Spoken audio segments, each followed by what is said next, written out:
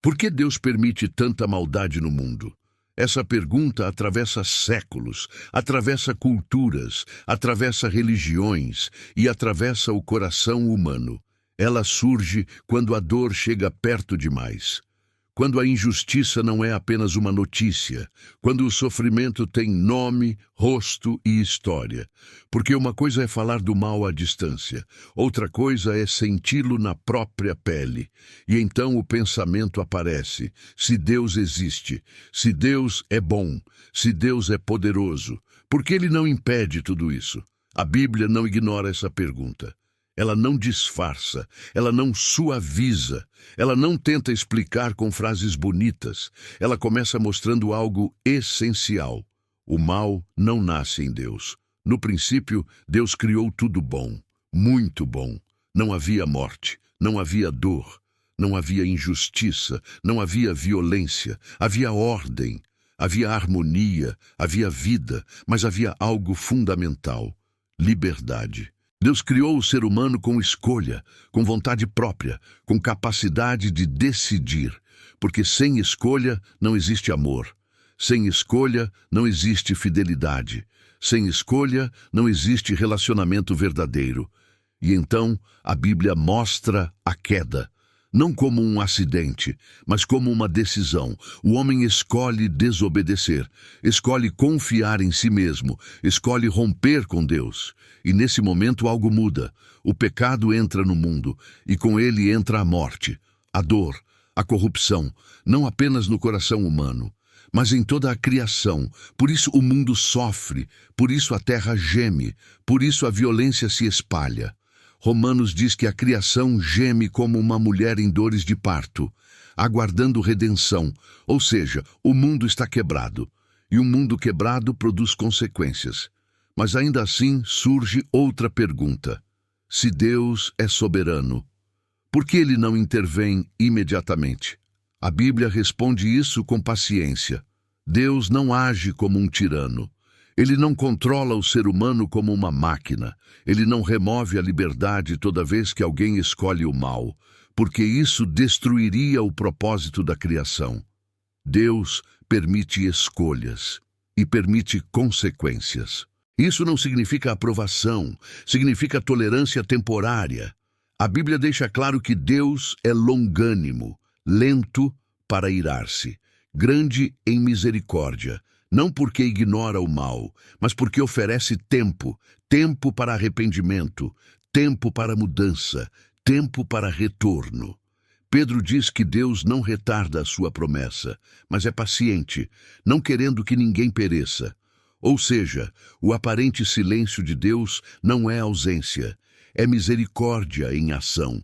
Se Deus julgasse o mundo imediatamente, se Deus reagisse por impulso, ninguém sobreviveria, porque a Bíblia afirma que todos pecaram, todos se desviaram, todos carecem da glória de Deus. A maldade não está apenas nos grandes crimes, ela está nos pensamentos, nas intenções, no orgulho, na inveja, no ódio escondido. Jesus foi claro. Ele disse que do coração procedem os males. O problema do mundo não é apenas externo, é interno, e ainda assim, Deus não abandona a humanidade. Desde o início, Ele promete redenção. Desde o pecado, Ele anuncia restauração. Ao longo da Bíblia, Deus age na história, chamando, advertindo, corrigindo, mas sempre respeitando o tempo. Então, no momento certo, Deus entra no mundo. Jesus nasce.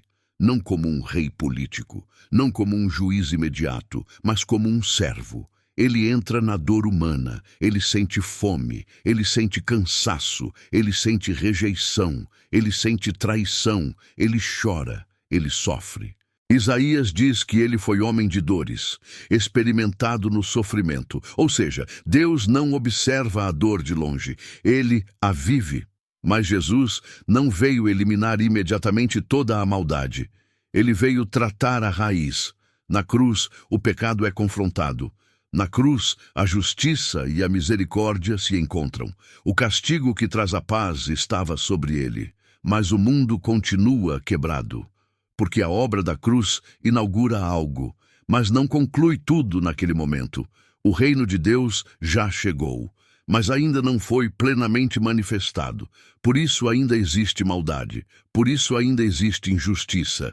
Mas a Bíblia deixa claro, isso é temporário. Deus estabeleceu um dia de juízo, um dia em que toda obra será revelada, um dia em que nada ficará oculto.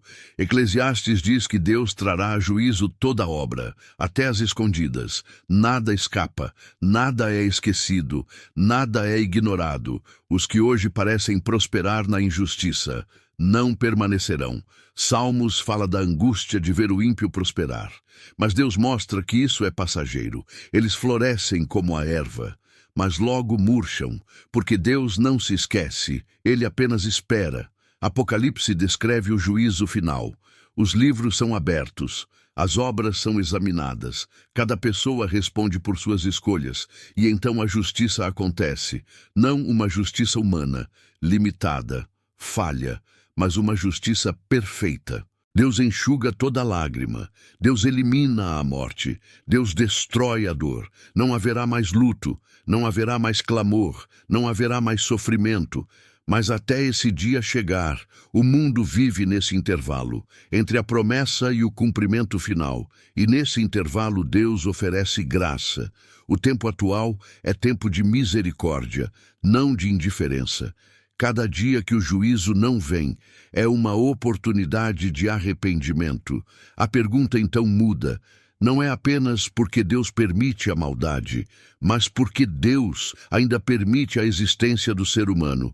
E a resposta é amor. Deus não age por impulso. Ele age por propósito. Ele não julga no calor da emoção. Ele julga no tempo certo. E quando o juízo vier, ninguém poderá acusá-lo de injustiça, porque todos tiveram oportunidade, todos ouviram, todos escolheram, cedo ou tarde, todos serão julgados.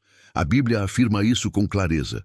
O mal não ficará impune, a injustiça não vencerá. Deus é paciente, mas não é indiferente. Ele espera, mas não esquece. E quando ele agir, será definitivo. Então o silêncio fará sentido, a espera será compreendida. E a justiça será plena.